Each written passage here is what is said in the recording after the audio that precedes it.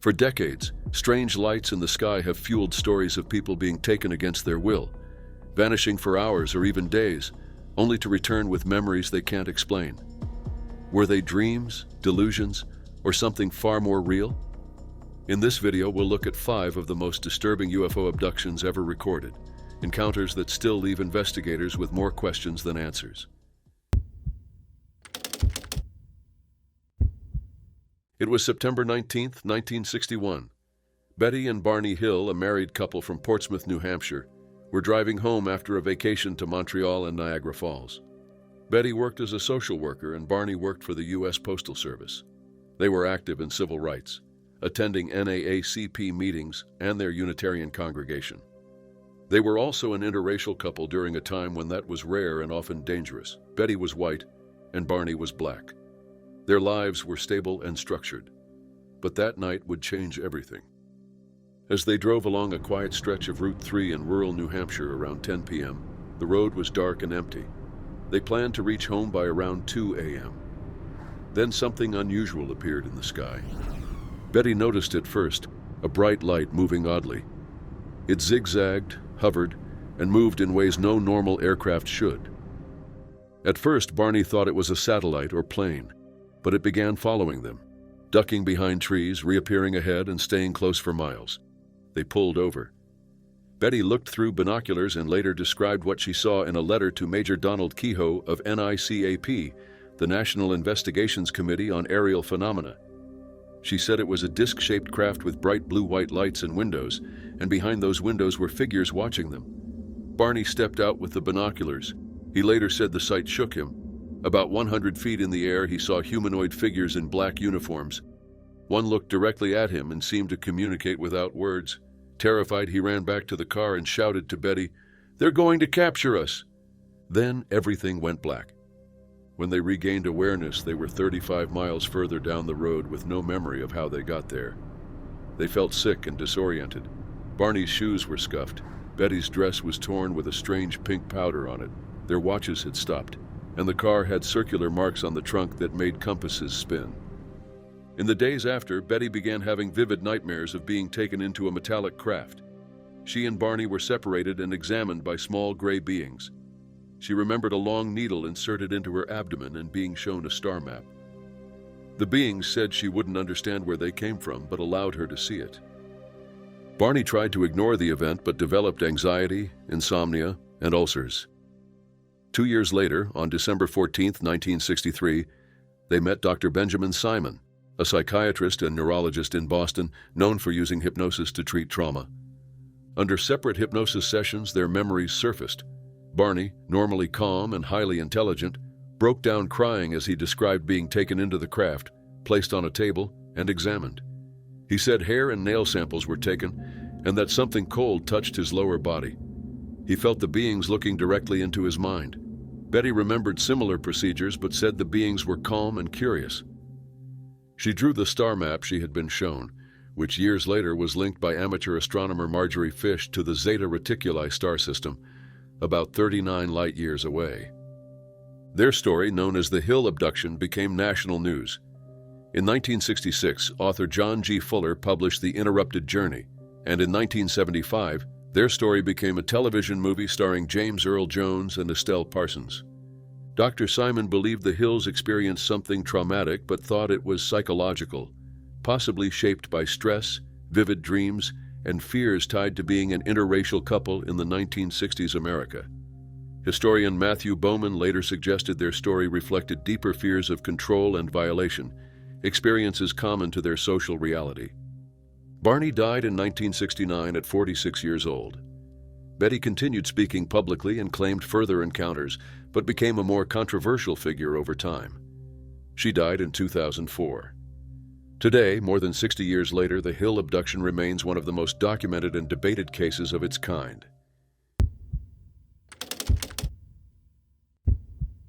It was August 1976 in northern Maine.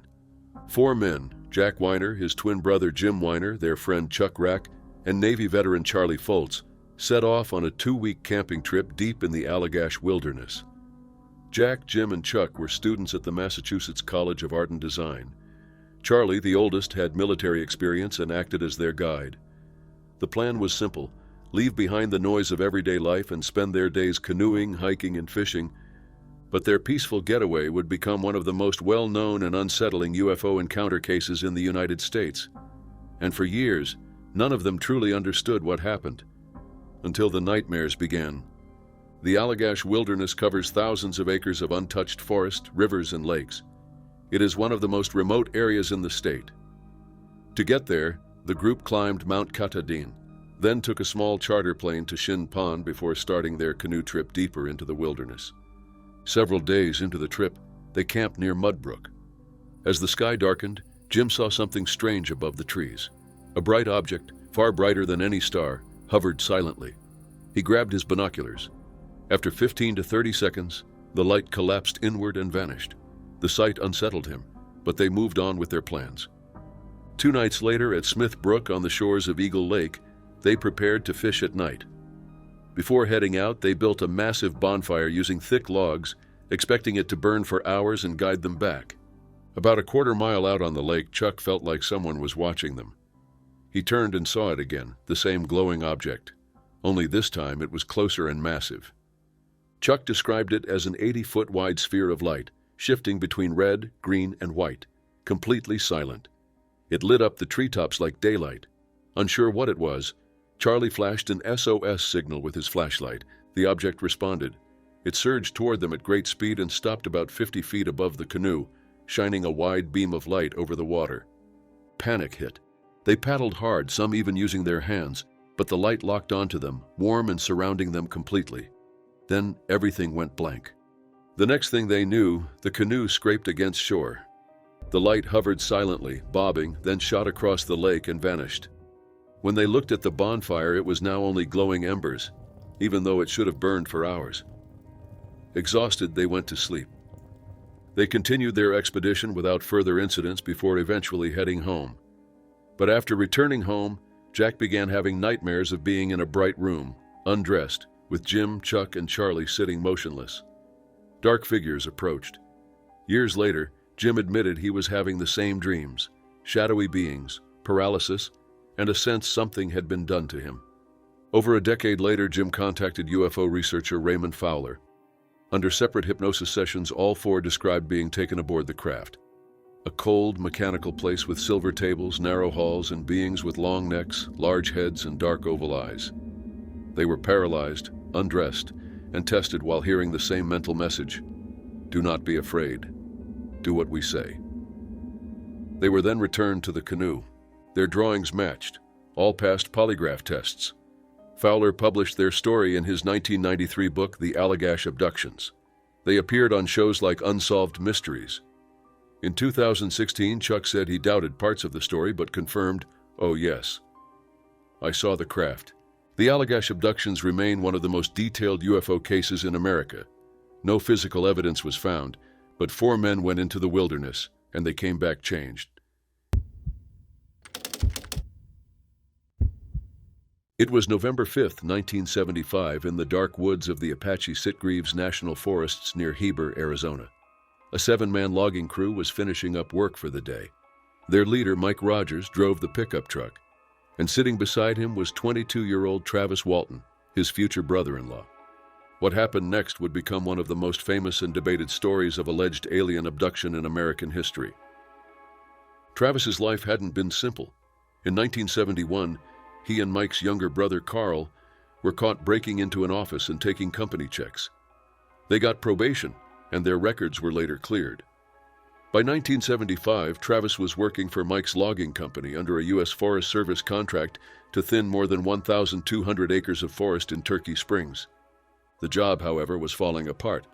Mike had bid too low to win the contract. Work was slow, morale was poor, and they were far behind schedule. On October 20th, Mike even told the Forest Service they might miss the deadline, risking a $2,500 fine and being banned from future contracts. That same night, Mike and Travis watched a TV movie called The UFO Incident, which told the story of Barney and Betty Hill, another alleged abduction case. After the show, Travis said he'd love to see a flying saucer up close someday. 15 days later, something strange happened. According to the crew, they were driving through the forest after dark when they spotted a bright object hovering above the trees. Travis got out and walked toward it. A beam of light hit him, and he fell. The others panicked and sped off. When they returned minutes later, Travis was gone, and so was the object. At 7:45 p.m., the crew called the police. Sheriff Marlon Gillespie and Deputy Kenneth Copland met them in Heber. A search began and lasted past midnight, but no trace of Travis was found.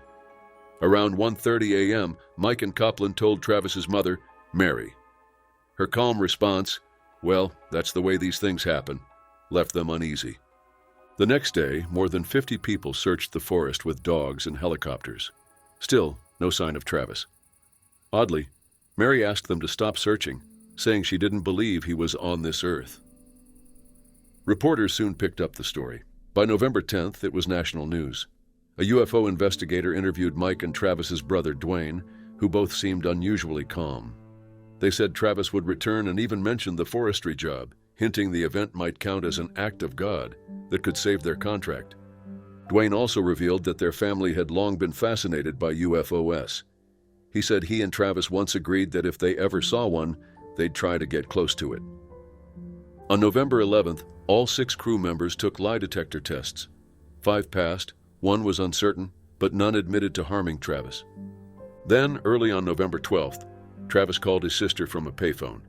When his brother-in-law confirmed his identity, the sheriff was alerted. Dwayne met Travis but didn't take him to a hospital. Instead, he contacted a hypnotherapist named Lester Stewart through a UFO researcher. Stewart said Travis looked confused and had a small puncture wound on his arm, like one made by an injection, but he refused to hypnotize him. Later that day, 2 doctors examined Travis. They confirmed the wound and said it was about 2 days old, but Dwayne wouldn't let them take photos or ask detailed questions.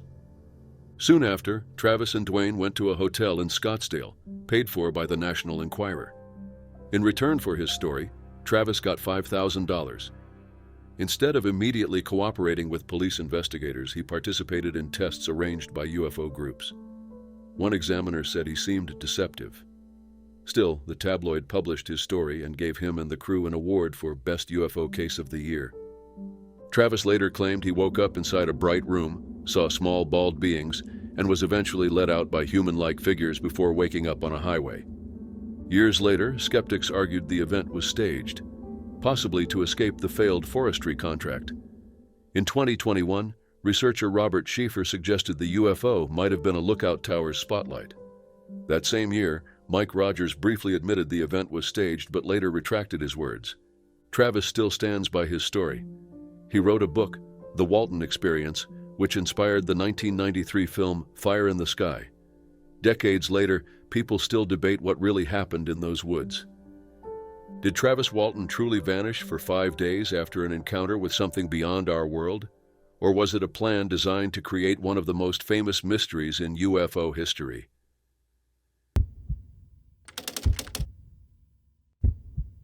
It was October 11th, 1973, in Pascagoula, Mississippi. Charles Hickson, a 42-year-old shipyard foreman, and his 19-year-old co-worker, Calvin Parker, were fishing on the west bank of the Pascagoula River. It was dark and quiet, and the two were looking forward to a peaceful night after work. But instead of fish, they would experience something that would stay with them forever. At around 8 p.m., a man named Larry Booth called the sheriff's department. He reported a strange object flying overhead with blinking colored lights. It moved quickly across the sky, and Booth said it was nothing like a normal aircraft. This was only the start.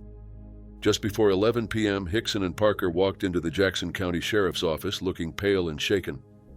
They said they had gone fishing when they suddenly heard a loud whirring sound.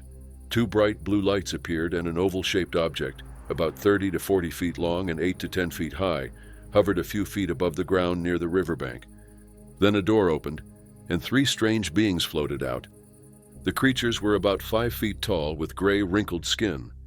Their heads seemed attached directly to their shoulders with no visible neck.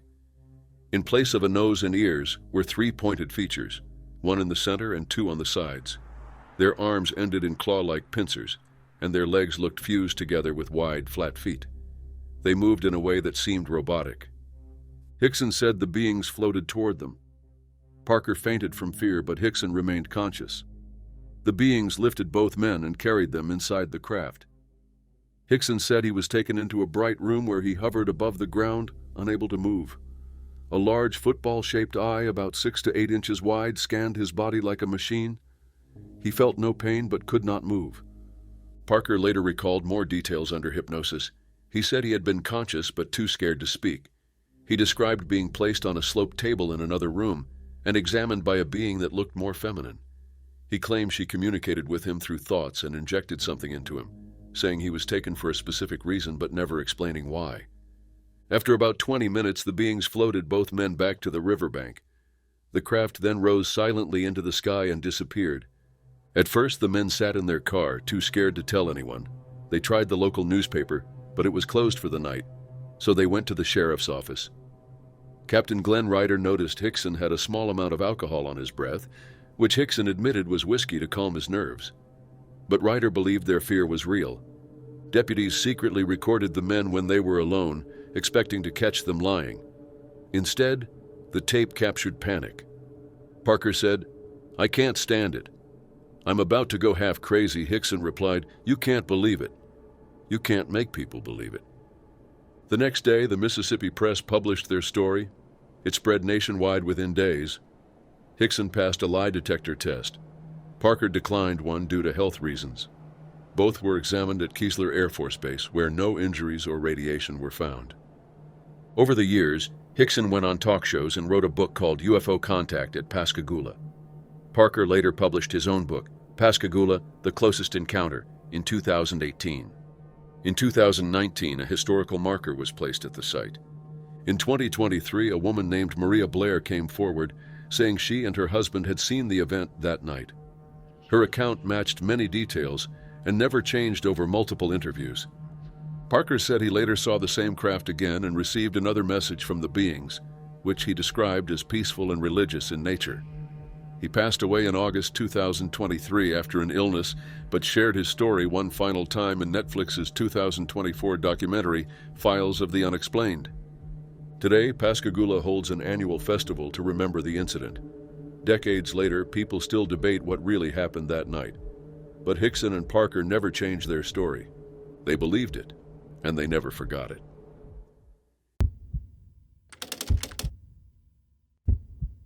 It was the night of October 16, 1957, in the rural farmlands of São Francisco de Sales, Brazil. Antonio Vilas Boas, a 23-year-old farmer, was working late in his fields. He often worked at night to avoid the intense daytime heat. That night he was alone, plowing his land with a tractor, unaware that something was about to happen.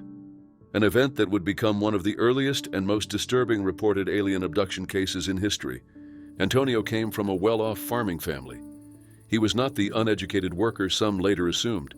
He was ambitious and already taking correspondence courses to become a lawyer. But what he experienced that night would overshadow everything else in his life. While working, Antonio noticed a glowing red star moving strangely in the sky. At first, it seemed distant, but soon it grew larger and brighter as it descended toward him. He realized it wasn't a star at all. The object was egg-shaped with a red light at the front and a rotating dome on top. The craft hovered over the field and lowered 3 legs as if preparing to land. Antonio panicked, turned his tractor to escape, but the engine suddenly died. The lights went out. With no other option, he jumped down and ran on foot. He didn't get far. A small figure, about 5 feet tall, wearing a helmet and gray coveralls, grabbed him. Its voice was sharp and barking, unlike anything human. 3 more joined, and together they overpowered him, dragging him toward the craft. Inside, Antonio was taken through a metallic hallway. His clothes were removed, and his body was covered in a thick, clear gel. He was then led into a room marked with strange red symbols. He later memorized and reproduced those symbols for investigators. The beings took a blood sample from his chin. They made no human sounds, only clicking or barking noises. Afterward, Antonio was left alone in another room. Gas began to fill the air, making him weak, dizzy, and nauseous. He had no idea why this was happening. After about 30 minutes, the door opened. A new figure entered, a female being who looked more human-like than the others. She had large blue cat-shaped eyes, long platinum blonde hair, and red hair under her arms and around her waist. She did not speak. Antonio said what followed was an unwanted physical encounter. She bit him on the chin but did not kiss him. When it ended, she smiled, rubbed her stomach, and pointed upward as if indicating she would bear a child far from Earth. Antonio felt used, like he had been selected for a reproduction experiment. Soon the beings returned, gave him back his clothes, and allowed him to walk through part of the ship. He saw various rooms and devices and tried to take an object resembling a clock as proof but was stopped. Without warning, they led him outside. The craft rose into the sky and disappeared. 4 hours had passed. In the following days, Antonio developed severe symptoms: nausea, weakness, headaches, burning eyes, loss of appetite, and painful skin lesions that leaked yellow fluid. Months later, he contacted journalist Jose Martins, who sent him to Rio de Janeiro for medical tests. Dr. Olavo Fontes diagnosed symptoms consistent with radiation exposure, but there was no clear source. By 1958, his story was public. After the famous Betty and Barney Hill case in 1961, people began looking back at Antonio's account as one of the first modern abduction reports. Unlike many others, he never changed his story, even after becoming a lawyer and starting a family. Skeptics argued he was influenced by a similar article in a Brazilian magazine or seeking attention, but his family was wealthy and he was educated. He consistently drew the craft, the red symbols, and retold the events without contradiction. Antonio Villas-Boas died in 1991, never denying what happened. His story remains one of the most debated abduction cases in history, shaping how these reports are remembered today.